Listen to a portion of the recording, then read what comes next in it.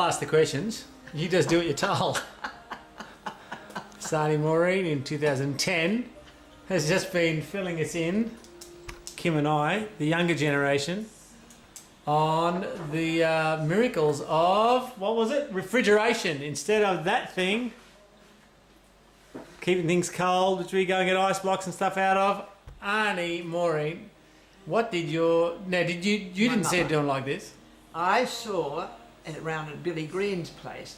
He used to keep his butter in an underground refrigerator. So what they used to do, instead of having a fridge... Mum's place, they were 17 miles out on the road from Wellington, and there was, in the hot summer, very hot summer, and to make jellies, how do you make jellies in the hot summer?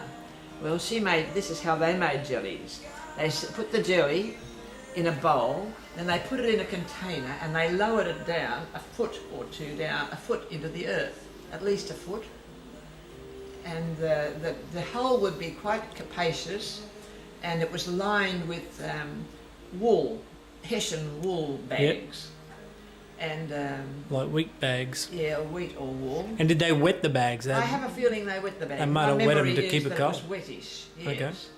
And they had a contraption that would hold the bowl, or a container, a wire container. And this was only for jelly, was it? Or did they do other things? No, they kept their milk down there and they kept their butter down there. Milk, butter and jelly, the three essentials. And if you made a jelly, it went down there, but normally it was only milk and butter went down there. Normally. Right, okay.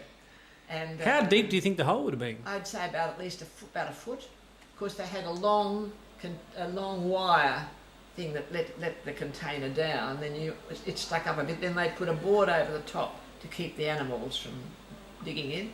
And then they'd lift the board away and get that container, the top of the wire, and then draw it up, and you get your butter out and your milk out, nice and fresh. And there it was. Because there's no ice out 17 miles out of town, you wouldn't be having ice. Yeah, so I guess there was no such thing as ice then. Well, there probably was, yes.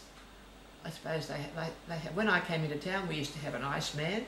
He brought ice every couple of days. How did he make ice? A block of ice. I don't know, there was an ice works in Coonamble. I don't know how they made it, but there was an ice works, and he used to carry the blocks of ice on Hessian bags again, on his shoulder.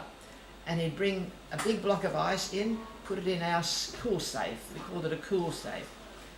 And ice chest it was, ice chest. Right. And it had a whole lot of charcoal all the way around it in wire netting, with wire netting around it. It must have kept it reasonably cool. Can I ask about the killing of the sheep?